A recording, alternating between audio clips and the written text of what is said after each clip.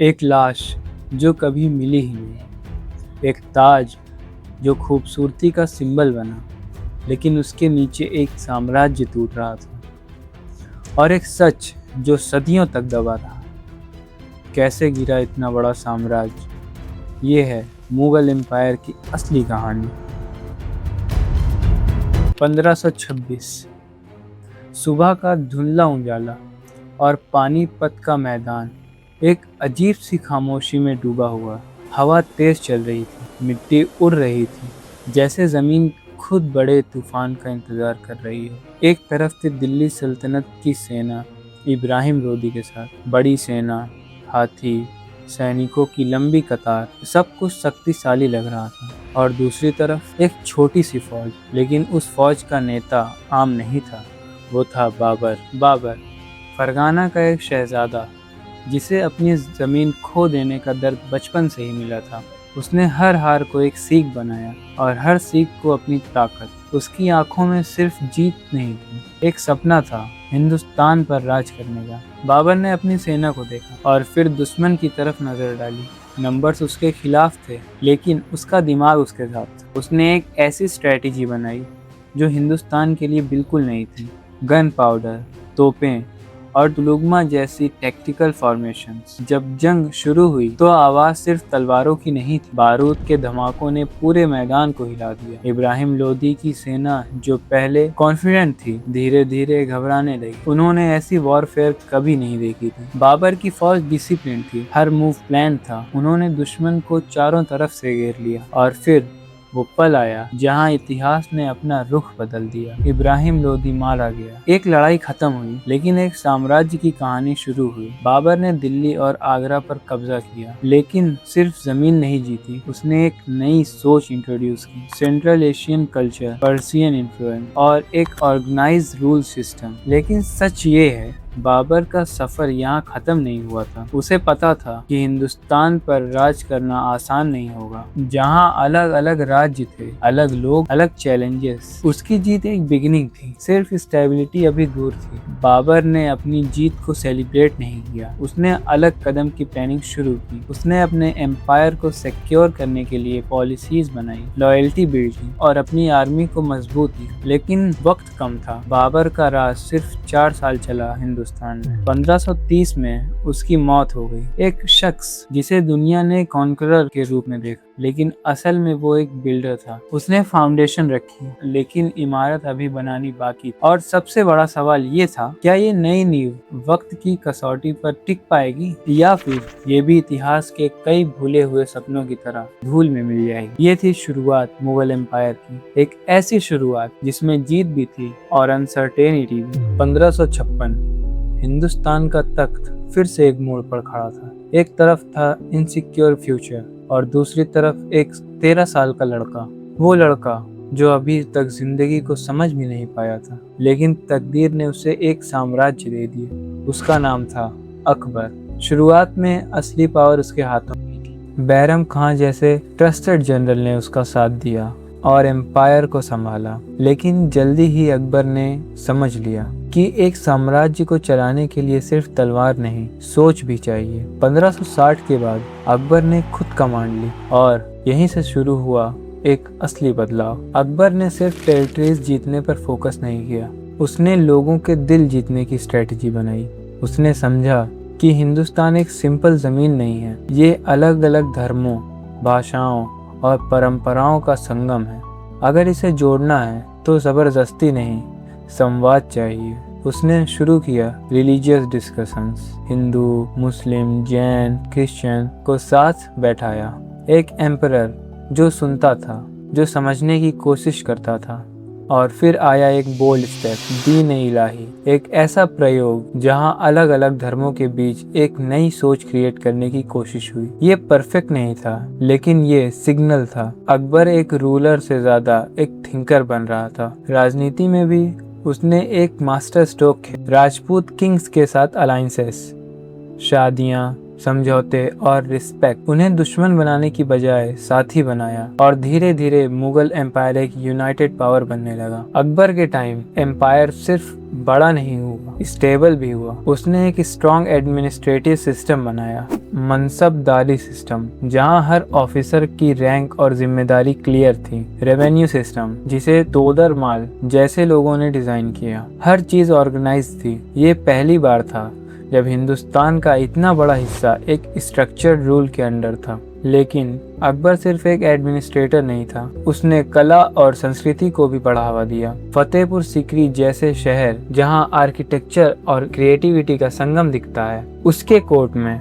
Artist, poets, musicians सबको जगह मिली। तानसेन की आवाज, बीरबल की बुद्धि, ये सब उसके राज को एक अलग पहचान देते थे। अकबर का राज एक बैलेंस था, ताकत और संवेदनशीलता का बैलेंस, एक्सपेंशन और स्टेबिलिटी का बैलेंस, और शायद इसीलिए उसका दौर मुगल एम्पायर का गोल्डन एज माना जाता है। लेकिन हर कहानी में एक छुपा हुआ मोड़ होता है। अकबर ने एक स्ट्रॉन्ग फाउंडेशन तो दी, लेकिन क्या उसके बाद आने वाले शासक उस बैलेंस को मेंटेन कर पाएंगे, या फिर यहीं से शुरू होगी वो धीरे धीरे गिरावट जो एक दिन पूरे साम्राज्य को हिला देगी। ये था मुगल एम्पायर का उड़ान का दौर। लेकिन उड़ान जितनी ऊंची होती है, गिरावट उतनी ही खतरनाक हो सकती है। अकबर के बाद मुगल एम्पायर एक नए दौर में एंटर करता है, एक ऐसा दौर जहां ताकत अब भी है, लेकिन उसका रूप बदलने लगता है। तख्त पर बैठे हैं जहांगीर एक ऐसा शासक जिसे जंग से ज्यादा शौक पसंद थे।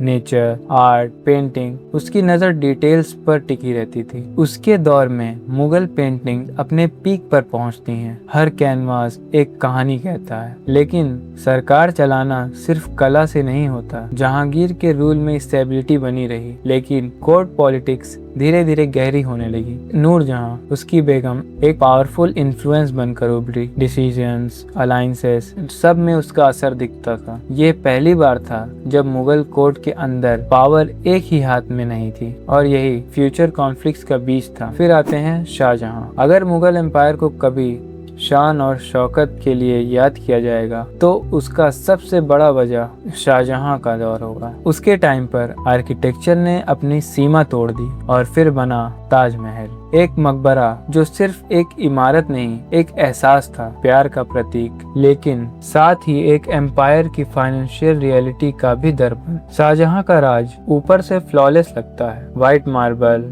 इंटीग्रेट डिजाइन्स, परफेक्ट सिमेट्री, लेकिन इस परफेक्शन की एक कीमत थी। एम्पायर का खजाना धीरे धीरे खाली होने लगा। मैसिव कंस्ट्रक्शन, रॉयल लाइफस्टाइल्स, ये सब एक इनविजिबल प्रेशर क्रिएट कर रहा था। जब एक साम्राज्य अपनी शान को मेंटेन करने में ज्यादा एनर्जी लगा देता है तो उसकी बुनियाद कमजोर हो जाती है, और मुगल एम्पायर के साथ भी कुछ ऐसा ही हो रहा था। कोर्ट के अंदर सक्सेशन की लड़ाई शुरू हो चुकी थी। शाहजहां के बेटे अपने आप को अगला बादशाह देखना चाहते थे। दारा शिकोह, एक लिबरल और इंटेलेक्चुअल प्रिंस, और एक नाम जो धीरे धीरे उभर रहा था, औरंगजेब। ये सिर्फ तख्त की लड़ाई नहीं थी, ये आइडियोलॉजी की भी लड़ाई थी। एक तरफ थी ओपननेस और टॉलरेंस, और दूसरी तरफ डिसिप्लिन और कंट्रोल। जब शाहजहां बीमार हुआ तो ये लड़ाई खुलकर सामने आ गई, और फिर एक फैसला हुआ जो मुगल एम्पायर के फ्यूचर को बदल देगा। औरंगजेब ने अपने ही भाइयों को हरा दिया और अपने पिता को बंदी बना दिया। एक बेटा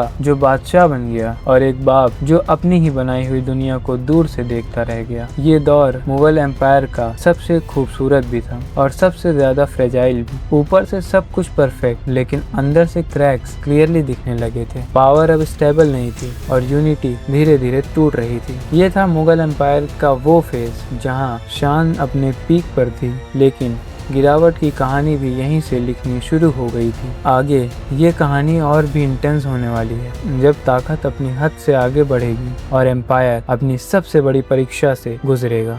1658 एक नया बादशाह तख्त पर बैठा था, नाम औरंगजेब। ये मुगल एम्पायर का सबसे पावरफुल शासक बनने वाला था, लेकिन शायद सबसे कंट्रोवर्शियल भी। औरंगजेब अपने पूर्वजों से अलग था। जहां अकबर ने टॉलरेंस को अपनाया, वहीं औरंगजेब ने डिसिप्लिन और स्ट्रिक्ट रूल। उसका फोकस एक ही था, एम्पायर को एक्सपेंड करना और कंट्रोल मेंटेन रखना। औरंगजेब के दौर में मुगल एम्पायर अपनी सबसे बड़ी जियोग्राफिकल लिमिट तक पहुंच गया। नॉर्थ से लेकर डेक्कन तक हर जगह मुगल का झंडा लहरा रहा था। लेकिन ये एक्सपेंशन आसान नहीं था। Continuous Wars, specially Deccan campaigns, सालों तक चलते रहे। आर्मी थकने लगी, रिसोर्सेज खत्म होने लगे और ट्रेजरी पर भी बोझ बढ़ता गया।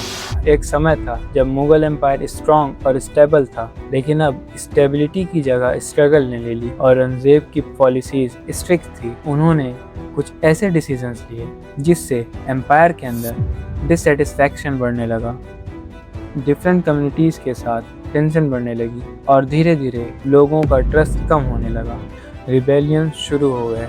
मराठास डेक्कन में एक स्ट्रॉन्ग पावर बनकर उभर रहे थे। उन्होंने मुगल अथॉरिटी को ओपनली चैलेंज किया। सिक्स नॉर्थ में अपनी पहचान और रेजिस्टेंस दिखा रहे थे और कई रीजनल रूलर्स अब मुगल कंट्रोल से आज़ादी चाहते थे। ये सब अलग अलग आवाज़ें नहीं थी, ये एक सिग्नल था कि एम्पायर अब यूनाइटेड नहीं रहा। औरंगजेब हर रेबेलियन को फोर्स से कंट्रोल करना चाहता था, लेकिन जितनी ज़्यादा जंग होती गई उतनी ही एम्पायर कमज़ोर होता गया। एक समय था जब मुगल आर्मी जीत का सिंबल थी, अब वो एक एंडलेस वॉर में फंस चुकी थी। साल बीत गए, औरंगजेब बुढ़ा हो रहा था। उसने अपनी जिंदगी का बड़ा हिस्सा बैटलफील्ड में गुजारा, लेकिन आखिरी सालों में एक अलग ही तस्वीर सामने आती है।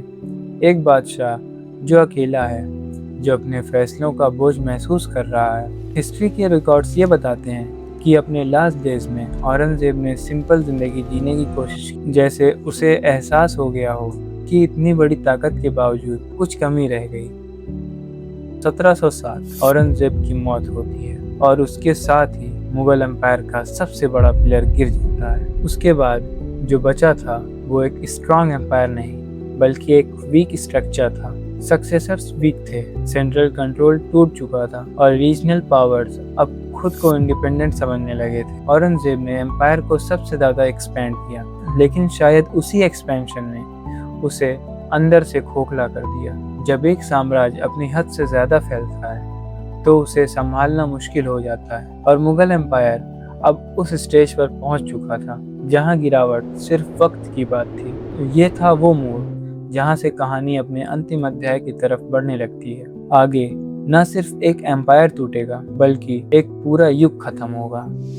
1707 के बाद सब कुछ बदल चुका था। एक वक्त का सबसे पावरफुल साम्राज्य अब धीरे धीरे अपनी पहचान खो रहा था। मुगल एम्पायर अब सिर्फ नाम का रह गया था। तख्त अब भी था, लेकिन उसमें वो ताकत नहीं थी। और फिर 1739 एक नाम जो मुगल हिस्ट्री में डर के साथ याद किया जाता है, नादिर शाह। उसने दिल्ली पर हमला किया। मुगल आर्मी जो कभी अनबीटेबल मानी जाती थी, अब उसमें वो दम नहीं था। लड़ाई हुई, लेकिन छोटी, और फिर दिल्ली टूट गई। शहर लूट लिया गया, हजारों लोग मारे गए और मुगल एम्पायर का गर्व जमीन पर गिर गया। तख्ते तौस, कोहिनूर सब कुछ ले गया। ये सिर्फ एक इन्वेशन नहीं था, ये सिग्नल था कि मुगल एम्पायर अब अपने आप को बचाने के लायक नहीं रहा। इसके बाद एक पावर्स उभरने लगी। मराठास अपनी शक्ति दिखाने लगे, रीजनल नवाब्स इंडिपेंडेंट होने लगे, और एक नई ताकत धीरे धीरे अपना जाल बिछा रही थी, ब्रिटिश ईस्ट इंडिया कंपनी। शुरुआत में व्यापार, फिर राजनीति और फिर कंट्रोल। उन्होंने मुगल अथॉरिटी का फायदा उठाया और धीरे धीरे हिंदुस्तान के बड़े हिस्सों पर कब्जा कर लिया। मुगल बादशाह अब सिर्फ एक नाम बन चुका था, एक सिंबल जिसका कोई रियल पावर नहीं था। और फिर आया 1857, एक ऐसा साल जो हिंदुस्तान के इतिहास को हमेशा के लिए बदल देता है। सिपाही विद्रोह, लोग उठे ब्रिटिश के खिलाफ और उन्होंने एक नाम को फिर से जिंदा किया, बहादुर शाह जफर। एक बुजुर्ग बादशाह जो असल में एक शायर था, लेकिन उसे एक क्रांति का प्रतीक बना दिया गया। लेकिन ये लड़ाई ज्यादा देर नहीं चल सकती। ब्रिटिश ने इस रिवॉल्ट को दबा दिया और फिर एक ऐसा फैसला हुआ, बहादुर शाह जफर को गिरफ्तार किया गया। उन्हें उनके ही देश से दूर रंगून भेज दिया गया। एक बादशाह जो कभी हिंदुस्तान का मालिक था, अब एक अनजान जमीन पर अकेला रह गया। 1858 और यहीं ऑफिशियली मुगल एम्पायर का अंत हो गया।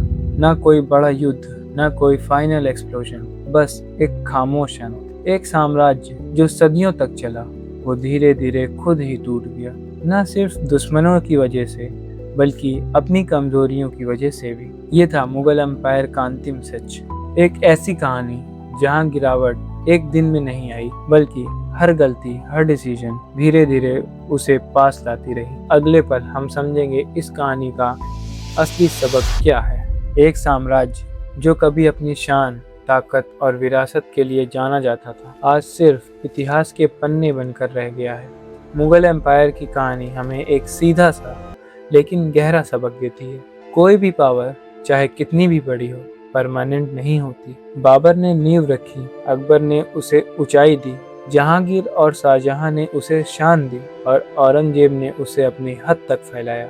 लेकिन जब बैलेंस टूट गया, जब यूनिटी कमजोर हो गई, जब लोगों का ट्रस्ट हिलने लगा, तब गिरावट शुरू हो गई। ये गिरावट एक दिन में नहीं आई, ये सदियों में बनी। हर छोटी गलती, हर इंटरनल कॉन्फ्लिक्ट मिलकर एक दिन इतना बड़ा बोझ बन गया कि साम्राज्य उसे संभाल नहीं पाया।